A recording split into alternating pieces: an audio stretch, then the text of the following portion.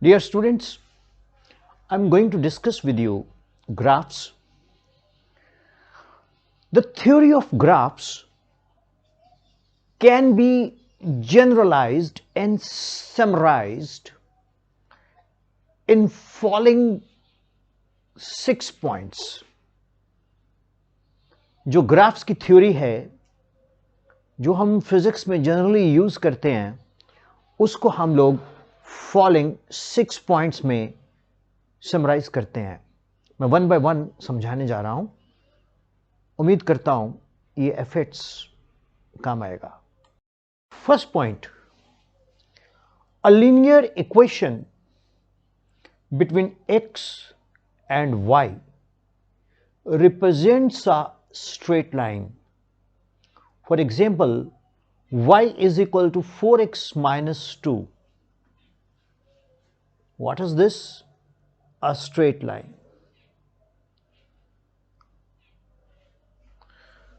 Students, y is equal to 5x plus 3.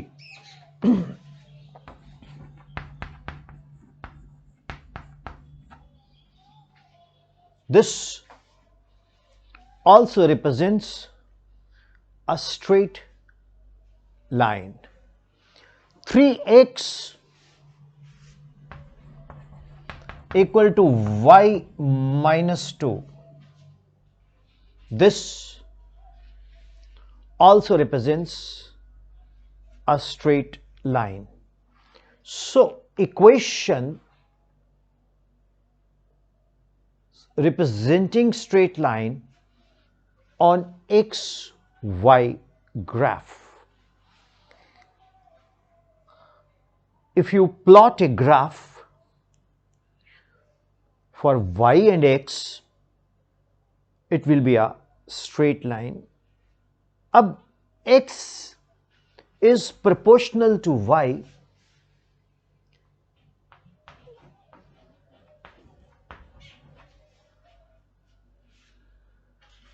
और y is equal to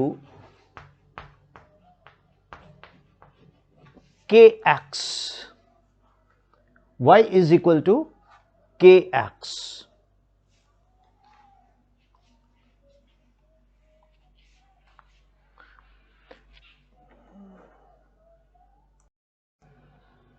Now, see students, y equal to kx.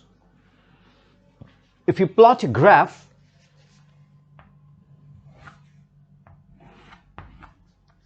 this is y, this is x.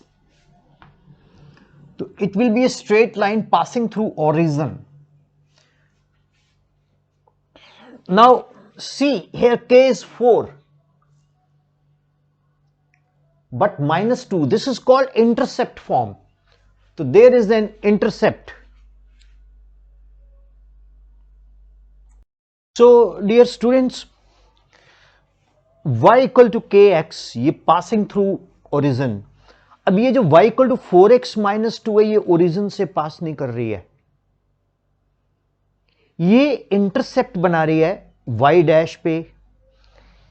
x plus 3 ये intercept बना रही है. तो इसके ऊपर जब बहुत सारे क्वेश्चंस मैं आपको एक्सप्लेन करूंगा तो और क्लियर करता जाऊंगा. ये है इंटरसेप्ट फॉर्म, ये है पासिंग थ्रू ओरिजिन जो मैंने यहां दिखाया है. अब मैं आपको थर्ड पॉइंट पे लेके चलता हूं. मैं ज्यादा कॉम्प्लिकेट नहीं करूंगा, आपको आसानी से समझाऊंगा.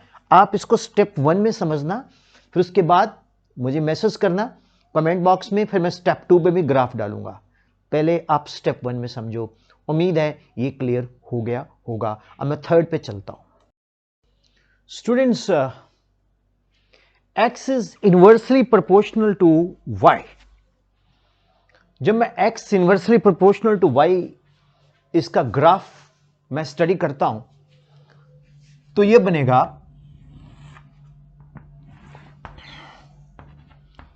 Rectangular hyperbola. This is rectangular hyperbola.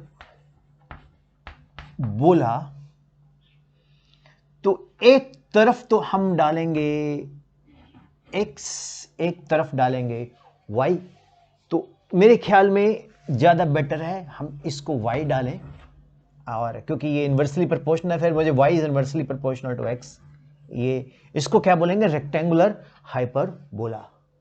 अब ज़्यादा टेंशन मत लो, अब देखो इसको आप लिखते हो स्क्वायर, इसको आप लिखते हो रेक्टेंगल, इसको आप लिखते हो सर्कल, तो ये शेप है, दिस इज रेक्टेंगुलर हाइपरबोला। कोई रॉकेट साइंस नहीं है, ऐसे डरो मत बच्चों, ठीक है, this is very very simple.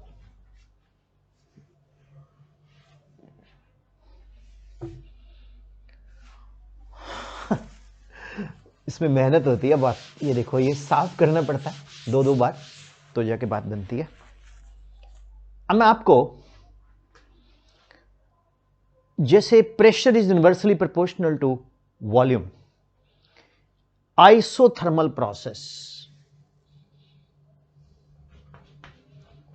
For an isothermal process. Do you know isothermal temperature is kept constant. The volume of given mass of a gas is inversely proportional to pressure, या pressure of a given mass of a gas is inversely proportional to volume. Boyle's law. तो इसके लिए P is inversely proportional to V. तो ये axis है P, ये axis है V। अब P कैसा आ गया भैया, Y, V कैसा है, axis volume along x axis जैसे था, तो ये बन गया ग्राफ। तो जब आप ये ग्राफ देखोगे तो आप बोलोगे भैया P is inversely proportional to Y, ये रेक्टेंगुलर हाइपरबोला है। तो PV graph in isothermal process is nothing but rectangular hyperbola. This is a rectangular hyperbola process, you know, as shown in the figure. अब आपको ये graph clear. अब मैं अगले graph पे चलता हूं। फोर्थ पॉइंट, एक क्वाड्रेटिक इक्वेशन, जैसे ax स्क्वायर bx प्लस सी आपने 10th में पढ़ा होगा, उसको क्वाड्रेटिक इक्वेशन बोलते हैं। Polynomial in degree 2। A quadratic equation in x and y represents a parabola y square equal to 4x, ये parabola y equal to 3x square plus 2x square equal to y minus 2। तो जितनी भी quadratic equations आएंगी वो आपको क्या represent करेंगी, parabola graph, right. अब मैं आपको एक और पॉइंट बताता हूं।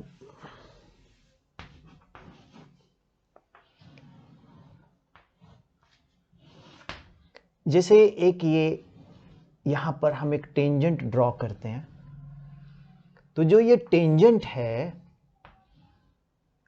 That is called slope. y equal and x slope. तो स्लोप क्या होती है, y is equal to m x, तो m is equal to y upon x। तो y और x का जो वैल्यू आएगा y upon x, that is a tangent, that is called slope. So slope can be obtuse, slope can be acute depending upon the nature, right? तो students, बहुत सारे concepts हैं जो ग्राफ के हम स्टडी करते हैं। y upon x, the value of slope at x at any point, you know, on xy graph, ये है xy ग्राफ। तो यहां पर ये जो वैल्यू है, अब देखो इसको हम बोलेंगे d dx ऑफ y। ये एक्चुअली क्या है, delta y upon delta x. Delta x जब 0 को अप्रोच करता है तो डेल्टा वाई भी 0 को अप्रोच करेगा। तो 0/0 नॉर्मल मैथ्स में डिफाइंड नहीं है, बट स्लोप बोलती है d d x of Y.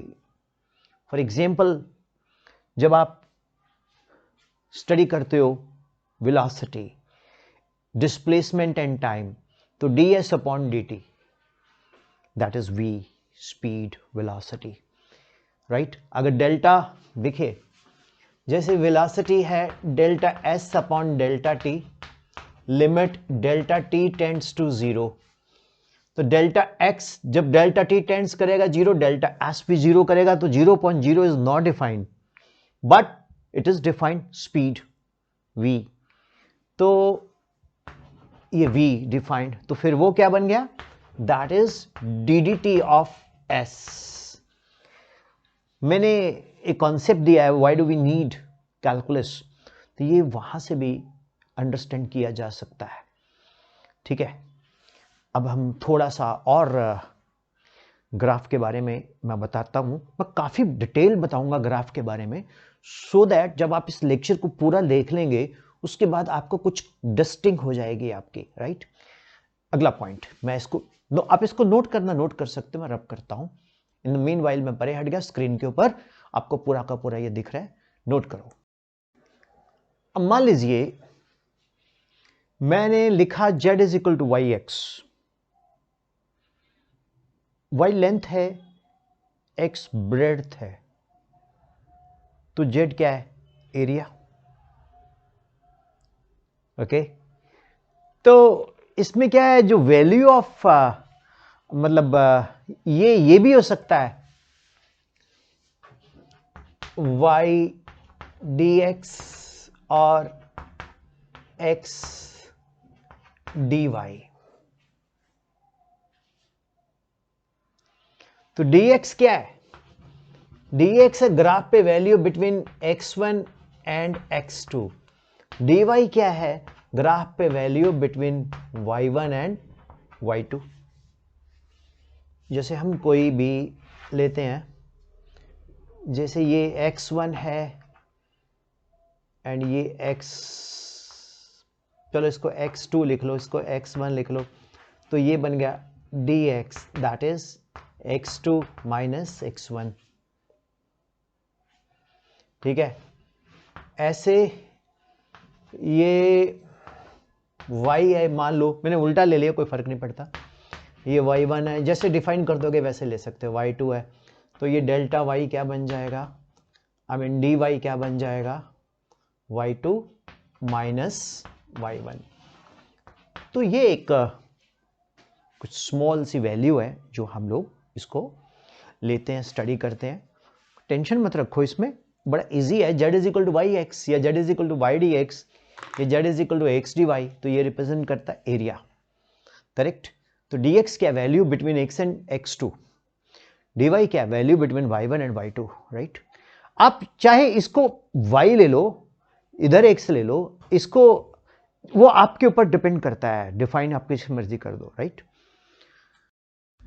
Now students, from above 6 points अब हम कुछ कंक्लूजन निकालते हैं।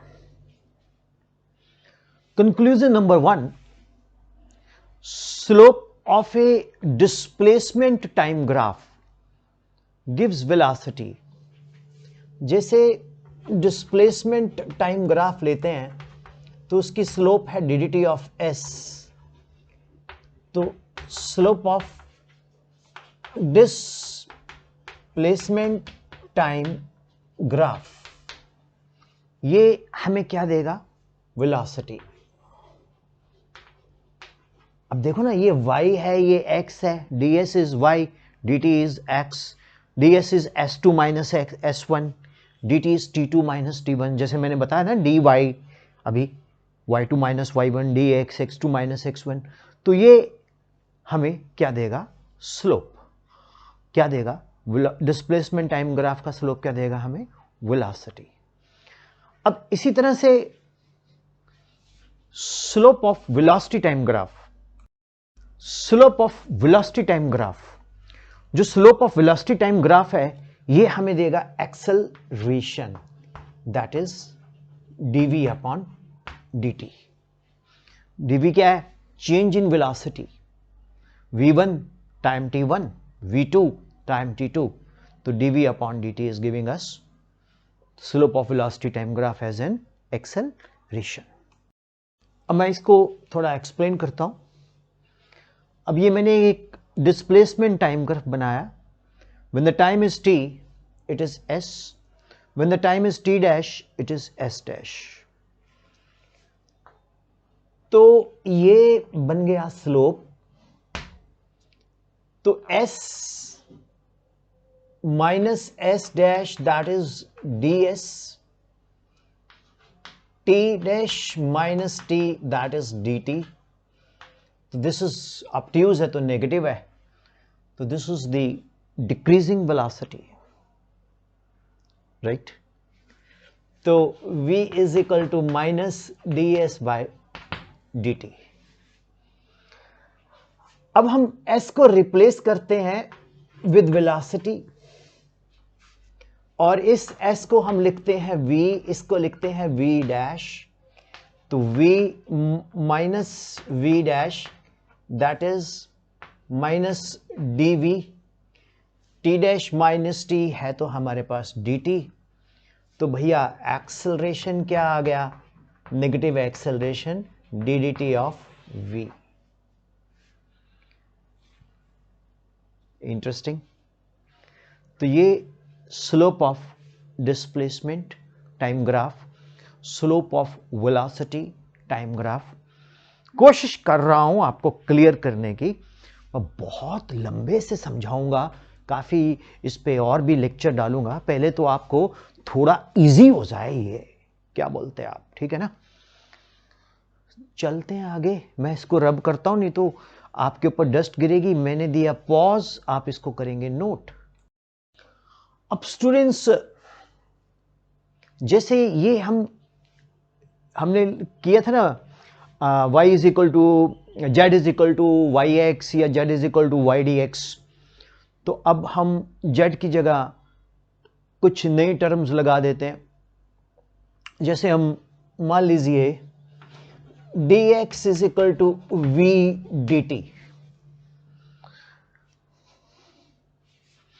अब देखिए, इस तरफ है हमारे पास व्हाट यू कॉल टाइम, इधर है हमारे पास velocity. When the time is t1, velocity is suppose constant लेते हैं वेलोसिटी हम, ठीक है। तो टाइम इज t1, फिर टाइम इज t2। तो ये हमारे पास आया ग्राफ। तो t2 minus t1 is dt, velocity तो रहा सेम। तो अब ये जो एरिया है ये क्या रिप्रेजेंट कर रहा है? dx। देखो ना, v into D T. v कौन है? से ब्रेड्थ, dt कौन है? से length. Breadth into length is dx। This is called what? Displacement और डिस्टेंस। मैग्नीट्यूड ऑफ डिस्प्लेसमेंट क्या है? Distance. That is velocity into time. Is it clear? Note कर लो आप। इसी तरह से स्टूडेंट्स, अगर हम वेलोसिटी को रिप्लेस कर दें एक्सेलरेशन से, तो acceleration into time will give us change in velocity, that is a dt। Means area of acceleration time graph will give us what? dv, that is called change in velocity. Hope it is clear. ये easy लग रहा है कि नहीं? बताना जरूर।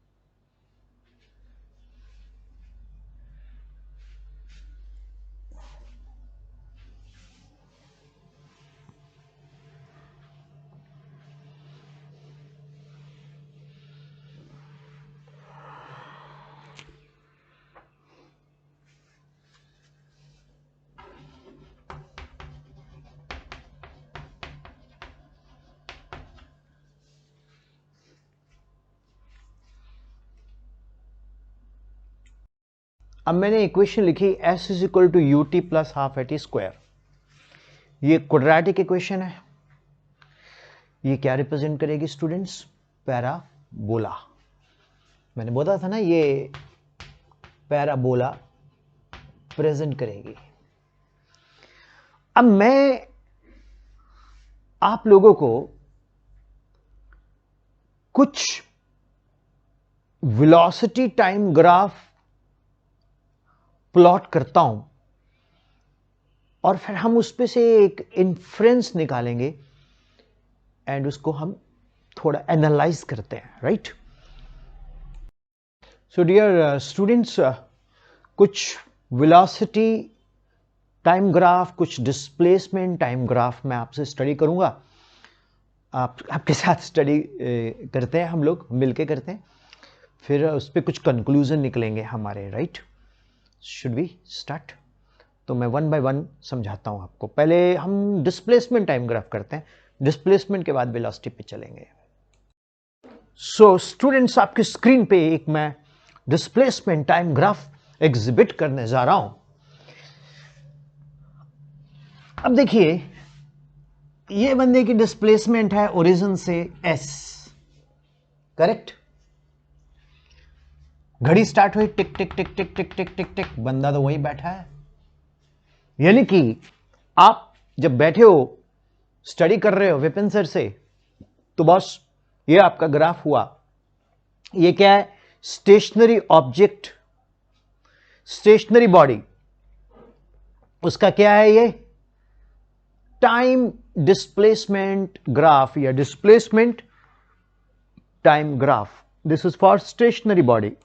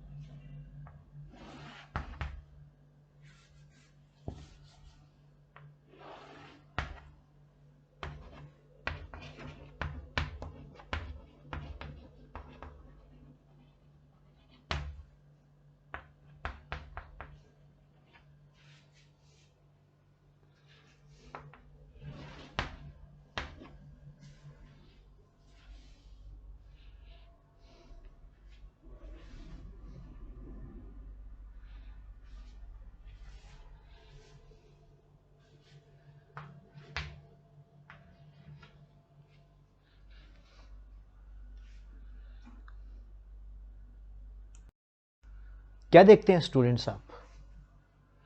ये है डिस्प्लेसमेंट टाइम ग्राफ। इधर डिस्प्लेसमेंट अलोंग वाई एक्सिस, इधर टाइम। अब इसमें क्या हो रहा है? When the velocity of a body is constant, because theta is constant throughout, तो स्लोप कांस्टेंट।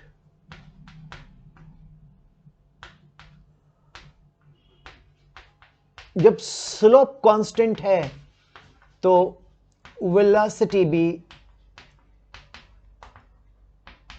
कांस्टेंट है। जब स्लोप कांस्टेंट है तो वेलोसिटी भी कांस्टेंट है।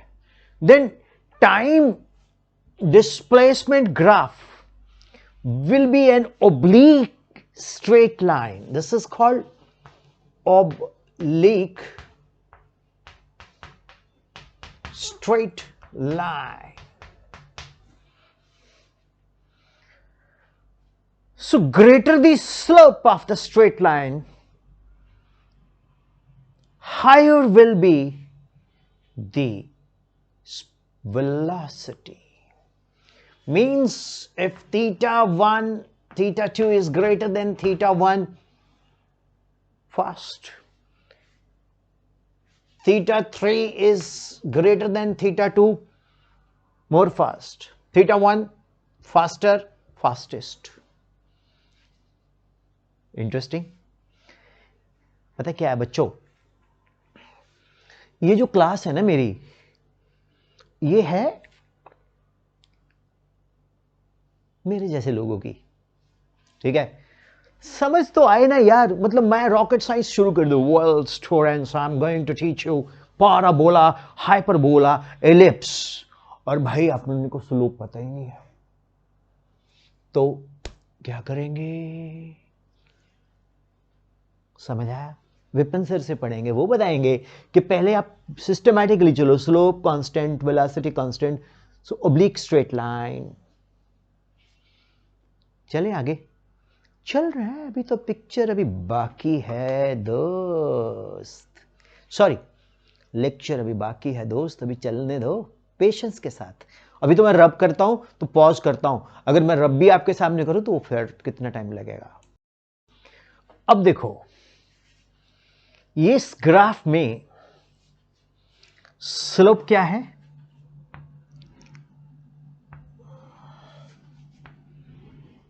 चेंज होती जा रही है. Theta 1, theta 2, theta 3, theta 4. अरे tangent drawn to the curve is called slope.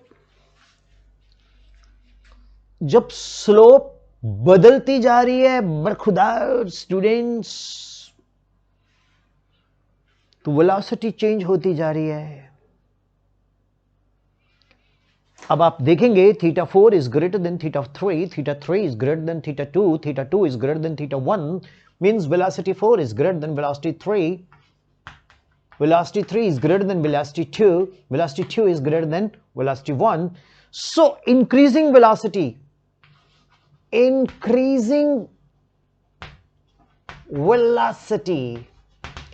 when the velocity is increasing, this is called uniformly accelerated motion. नहीं, not uniformly. क्या पता ये यूनिफॉर्मली इंक्रीज हो रहे कि नहीं हो रहे, तो हम इसको क्या बोलेंगे? इसको बोलेंगे accelerated motion. Is it clear?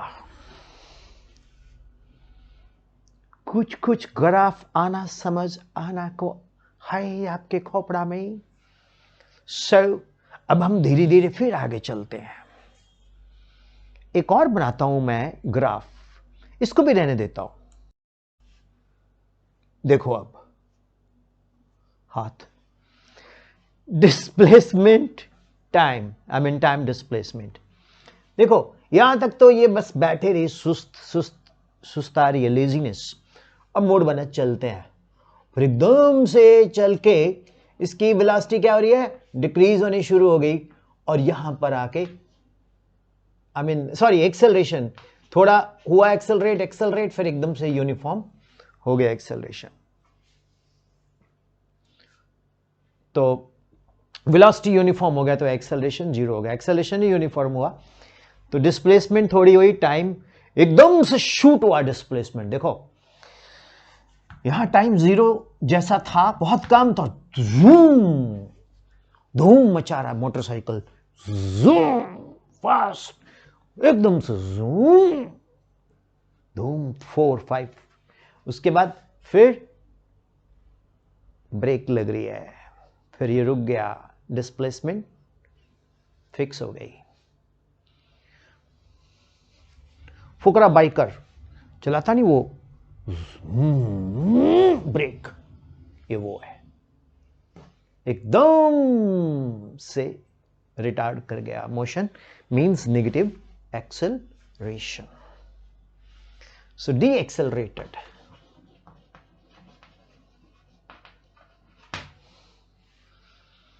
Got it, accelerated. चले आगे friends. The time displacement graph is never a straight parallel to displacement axis. Means अगर ये displacement है, ये time है, तो ये ग्राफ पॉसिबल नहीं है। मतलब क्या है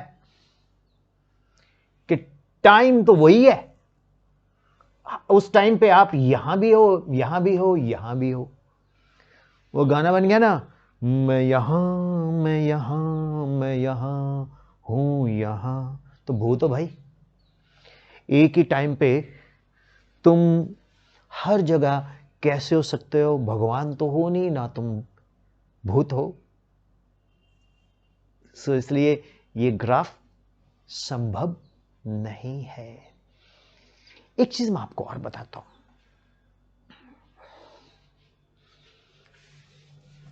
थीटा 1 है ना, ये किसी इंस्टेंट पे वेलोसिटी है, ये भी इंस्टेंट पे। तो ये सब v1 v2 एसोन जितने भी है v4, ये सारी कौन है? Instantaneous velocity, instantaneous velocity. velocity delta s upon delta t lemma delta t tends to 0, that is called velocity at any instant। है ना? बोलो बोलो। अच्छा स्टूडेंट्स, स्लोप हमें क्या देती है? Instantaneous velocity of the particle. जो एवरेज वेलोसिटी होती है वो तो delta s upon delta T, total delta S, total delta T.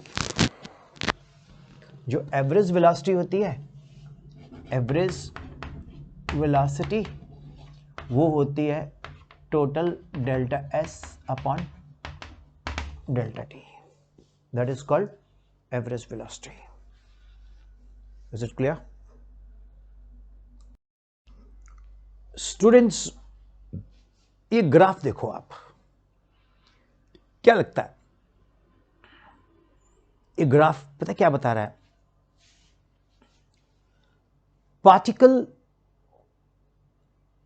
Returns towards the point of reference, then the time displacement line makes an angle theta greater than 90 degree with the time axis. So particle returns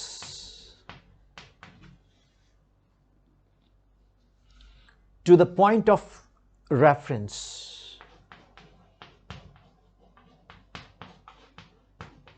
to the point of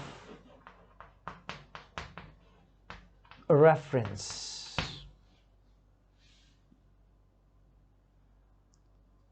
then time displacement makes an angle theta greater than 90 degree with time axis. Okay, so slope is what? Negative.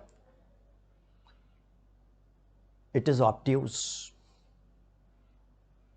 so it is coming back to the reference point. Okay, clear? Next point, sketch it। पढ़ना तो पड़ेगा, अब interest तो दिखाना होता है। Displacement time और time displacement. अब देखो यहां पर स्लोप्स, एक स्लोप ये बनी, ठीक है, फिर इस जगह पे ये देखो, ये इस जगह पे ये स्लोप बनी, फिर इस जगह पे ये स्लोप बनी, ये θ1, ये θ2, ये θ3। तो ये एक्यूट है, ये ऑब्ट्यूज है, ये ऑब्ट्यूज है। तो ये क्या दिखा रहा है कि straight line segments of different slopes of time displacement graph represents represents different velocity। तो यहां पर वेलोसिटी v1, ये हो गया v2 और ये हो गया v3। वेक्टर भी लगा ही देता हूं, वेक्टर बताएंगे आपको डिटेल में क्या होता है। तो ये क्या बता रहा है, velocity changes after certain regular intervals, not regular, velocity changes after certain intervals of time. Hope it is clear. Note it down, students. अब स्टूडेंट्स, ये था ग्राफ का लेक्चर 1। अभी ग्राफ का लेक्चर 2 भी दूंगा मैं आपको, डोंट वरी। इसमें जहां जहां एक एक्सरसाइज दे रहा हूं, जहां जहां मैंने डिस्प्लेसमेंट लिखा है, आप डालेंगे वेलोसिटी और फिर आप अलग से कॉपी पे ग्राफ बना के 9, 8, 141 21996 पर मुझे व्हाट्सएप करोगे, ठीक है। उम्मीद करता हूं ये जो मैंने आपको ग्राफ लेक्चर 1 दिया काफी क्लियर होगा, राइट। तो to be continue with graph lecture 2, पहले आप इसको गो थ्रू कीजिए अच्छे से। सो विपिन सर से पढ़ना कैसा लगा? अगर आपको अच्छा लगा जरूर कमेंट में बताइए, नहीं अच्छा लगा वो भी कमेंट में बता दीजिए। एंड कोशिश होती है कि एक नेचुरल टीचिंग दूँ एंड आपको अच्छे से समझाऊं। एंड अगर आपको सच में अच्छा लगा तो अपने फ्रेंड्स को भी शेयर कर सकते हो। खास तौर पे उन बच्चों को जरूर शेयर करो जो कहीं पढ़ते नहीं हैं, वो खुद से पढ़ते हैं, सेल्फ स्टडी करते हैं। Thank you. God bless you. Happy learning physics with Vipin sir.